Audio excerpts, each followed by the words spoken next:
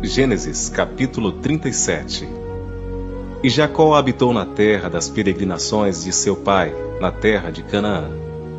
Estas são as gerações de Jacó. Sendo José de 17 anos, apacentava as ovelhas com seus irmãos. Sendo ainda jovem, andava com os filhos de Bila e com os filhos de Zilpa, mulheres de seu pai. E José trazia más notícias deles a seu pai. E Israel amava a José mais do que a todos os seus filhos, porque era filho da sua velhice, e fez-lhe uma túnica de várias cores. Vendo, pois, seus irmãos que seu pai o amava mais do que a todos eles, odiaram-no, e não podiam falar com ele pacificamente. Teve José um sonho, que contou a seus irmãos, por isso o odiaram ainda mais. E disse-lhes: Ouvi, peço-vos, este sonho, que tenho sonhado. Eis que estávamos atando molhos no meio do campo, e eis que o meu molho se levantava, e também ficava em pé. E eis que os vossos molhos o rodeavam, e se inclinavam ao meu molho. Então lhe disseram seus irmãos: Tu, pois, deveras reinarás sobre nós? Tu deveras terás domínio sobre nós? Por isso ainda mais o odiavam, por seus sonhos e por suas palavras. E teve José outro sonho, e o contou a seus irmãos, e disse: Eis que tive ainda outro sonho, e eis que o sol e a lua, e 11 estrelas se inclinavam a mim. E contando-o a seu pai e a seus irmãos, repreendeu seu pai, e disse-lhe: Que sonho é este que tiveste? Porventura viremos eu e tua mãe, e teus irmãos, a inclinar-nos perante ti em terra? Seus irmãos, pois, o invejavam. Seu pai, porém, guardava este negócio no seu coração. E seus irmãos foram apacentar o rebanho de seu pai, junto de Siquém. E disse, pois, Israel a José: Não apacentam os teus irmãos junto de Siquém? Vem, e enviar-te-ei a eles. E ele respondeu: Eis-me aqui. E ele lhe disse: Ora, vai, vê como estão teus irmãos, e como está o rebanho, e traze-me resposta. Assim o enviou o vale de Hebrom, e foi a Siquém. E achou um homem, porque eis que andava errante pelo campo, e perguntou-lhe o homem, dizendo: Que procuras?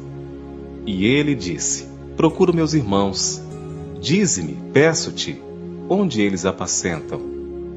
E disse aquele homem: Foram-se daqui, porque o ouvi-os dizer: Vamos a Dotã. José, pois, seguiu atrás de seus irmãos, e achou-os em Dotã. E viram-no de longe, e antes que chegasse a eles, conspiraram contra ele para o matarem. E disseram um ao outro: Eis, lá vem o sonhador mor. Vinde, pois, agora, e matemo-lo, e lancemo-no numa destas covas, e diremos: Uma fera o comeu, e veremos que será dos seus sonhos. E ouvindo-o Rúben, livrou-o das suas mãos, e disse: Não lhe tiremos a vida. Também lhes disse Rúben: Não derrameis sangue, lançai-o nesta cova, que está no deserto, e não lanceis mãos nele. Isto disse para livrá-lo das mãos deles e para torná-lo a seu pai. E aconteceu que, chegando José a seus irmãos, tiraram de José a sua túnica, a túnica de várias cores que trazia. E tomaram-no e lançaram-no na cova, porém a cova estava vazia, não havia água nela.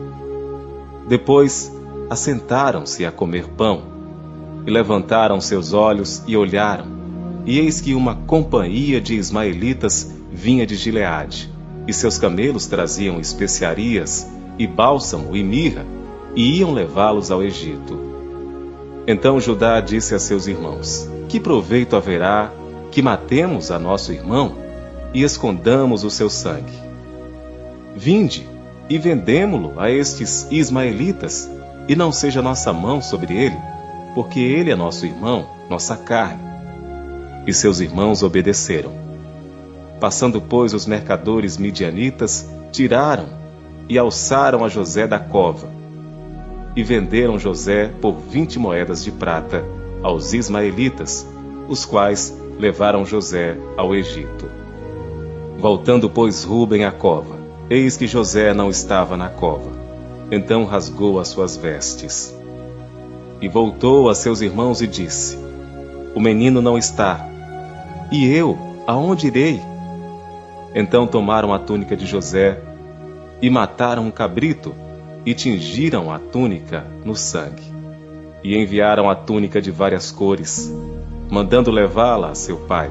E disseram: Temos achado esta túnica. Conhece agora se esta será ou não a túnica de seu filho. E conheceu-a e disse: É a túnica de meu filho. Uma fera o comeu. Certamente foi José despedaçado. Então Jacó rasgou as suas vestes, pôs sacos sobre os seus lombos e lamentou a seu filho muitos dias. E levantaram-se todos os seus filhos e todas as suas filhas para o consolarem. Recusou, porém, ser consolado e disse: Porquanto com choro hei de descer ao meu filho até a sepultura. Assim o chorou seu pai. E os midianitas venderam-no no Egito a Potifar, oficial de Faraó, capitão da guarda. Gênesis capítulo 38. E aconteceu no mesmo tempo que Judá desceu de entre seus irmãos e entrou na casa de um homem de Adulão, cujo nome era Hira. E viu Judá ali a filha de um homem cananeu, cujo nome era Sua, e tomou-a por mulher e a possuiu. E ela concebeu e deu à luz um filho, e chamou-lhe e tornou a conceber, e deu à luz um filho, e chamou-lhe Onã. E continuou ainda, e deu à luz um filho, e chamou-lhe Selá. E Judá estava em Quezibe, quando ela o deu à luz. Judá, pois, tomou uma mulher para o seu primogênito, e o seu nome era Tamar. Porém, o primogênito de Judá, era mau aos olhos do Senhor. Por isso o Senhor o matou. Então disse Judá a Onã: Toma a mulher do teu irmão, e casa-te com ela, e suscita descendência a teu irmão. Onã, porém, soube que esta descendência não havia de ser para ele, e aconteceu que quando possuía a mulher de seu irmão, derramava o sêmen na terra, para não dar descendência a seu irmão. E o que fazia era mal aos olhos do Senhor, pelo que também o matou. Então disse Judá a Tamar, sua nora: Fica-te viúva na casa de teu pai, até que Selá, meu filho, seja grande. Porquanto disse: Para que, porventura, não morra também este, como seus irmãos. Assim, se foi Tamar e ficou na casa de seu pai. Passando-se, pois, muitos dias, morreu a filha de Sua, mulher de Judá. E depois de consolado, Judá subiu aos tosqueadores das suas ovelhas, em Tímina, ele e Hira, seu amigo, o adulamita. E deram aviso a Tamar, dizendo: Eis que o teu sogro sobe a Tímina a tosquear as suas ovelhas. Então ela tirou de sobre si os vestidos da sua viuvez, e cobriu-se com véu, e envolveu-se, e assentou-se à entrada das duas fontes que estão no caminho de Tímina, porque via que Selá já era grande, e ela não lhe fora dada por mulher. E vendo-a Judá, teve-a por uma prostituta, porque ela tinha coberto o seu rosto. E dirigiu-se a ela no caminho e disse: Vem, peço-te, deixa-me possuir-te, porquanto não sabia que era sua nora. E ela disse: Que darás para que possuas a mim? E ele disse: Eu te enviarei um cabrito do rebanho. E ela disse: Dar-me-ás penhor até que o envies? Então ele disse: Que penhor é que te darei? E ela disse: O teu selo e o teu cordão, e o cajado que está em tua mão. O que ele lhe deu, e possuiu-a, e ela concebeu dele. E ela se levantou e se foi, e tirou de sobre si o seu véu, e vestiu os vestidos da sua viuvez. E Judá enviou o cabrito por mão do seu amigo, o adulamita, para tomar o penhor da mão da mulher, porém não a achou. E perguntou aos homens daquele lugar, dizendo: Onde está a prostituta que estava no caminho junto às duas fontes? E disseram: Aqui não esteve prostituta alguma. E tornou-se a Judá e disse: Não a achei. E também disseram os homens daquele lugar: Aqui não esteve prostituta.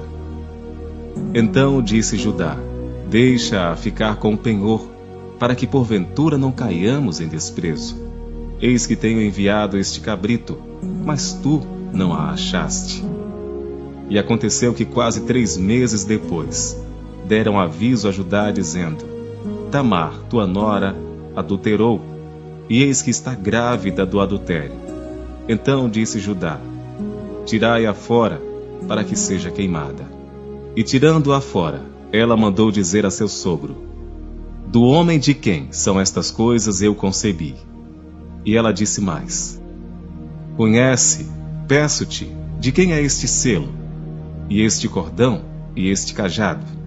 E conheceu-os Judá e disse: Mais justa é ela do que eu, porquanto não a tenho dado a selar meu filho, e nunca mais a conheceu. E aconteceu ao tempo de dar à luz que havia gêmeos em seu ventre.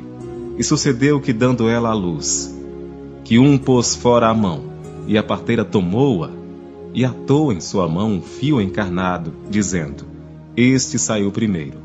Mas aconteceu que, tornando ele a reconhecer a sua mão, eis que saiu seu irmão.